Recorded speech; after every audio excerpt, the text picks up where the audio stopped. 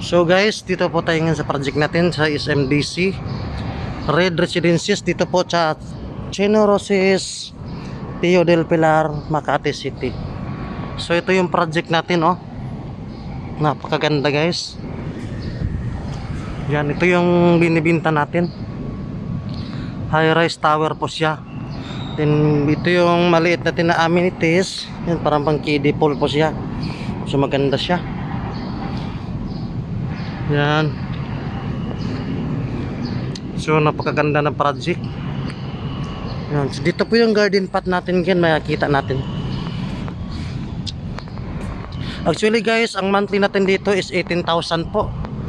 RFO din, ang down payment natin sa mga 200,000 something. Then pwede ka na lumipat.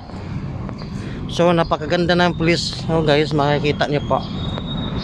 Wow, ang ganda sobra. Ayan.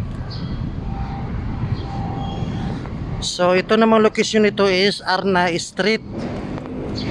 Ayan, napakaganda rin ang view. Bali, dito po tayo ngayon sa start ng residential 7th floor amenities.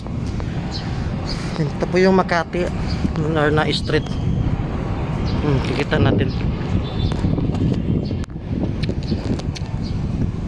Tio del Pilar Street para to, sorry.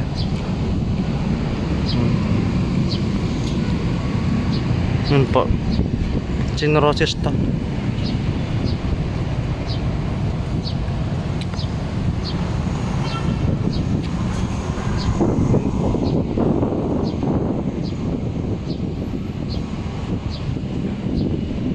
Ang ganda ng project.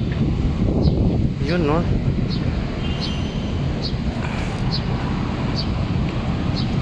Then ito yung garden.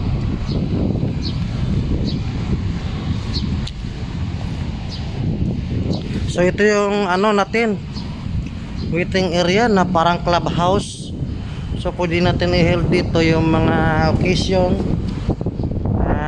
like mga dibo, mga birthday or kahit anong occasion po. So ito yung function room. Ano pa? So actually ngayon hindi pa kasi ito fully develop pa kasi may ginagawa pa siya, so as in hindi pa siya nagagamit. Yan, napakalaki ng function room nila. Then ito yung isang amenity natin. Yan po.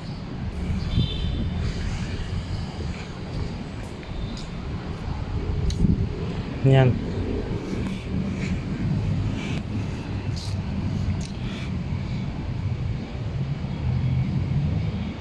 Yan, bali actually kasi ang size nitong tower nito is parang liter T.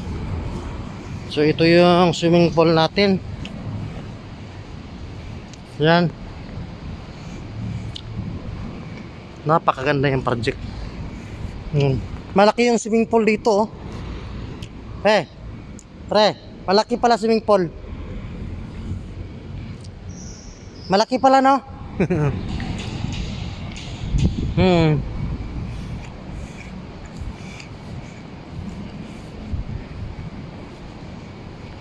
So diyan, napakaganda ng ano natin guys.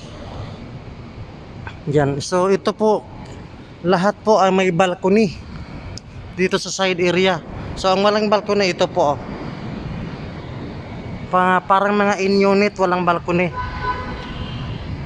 Yan, por dito na sa gitna sa kabilang side may balcony na po lahat. Yan. High rise. Ang gaganda ng balcony niya guys, maganda. Maganda ang forma, malaki. Yan po. Napakaganda.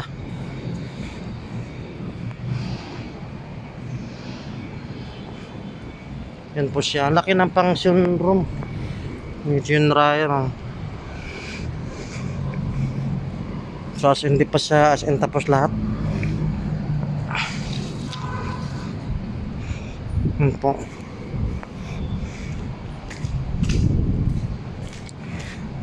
Yan. Bali guys, ito po yung gym. Yung gym natin.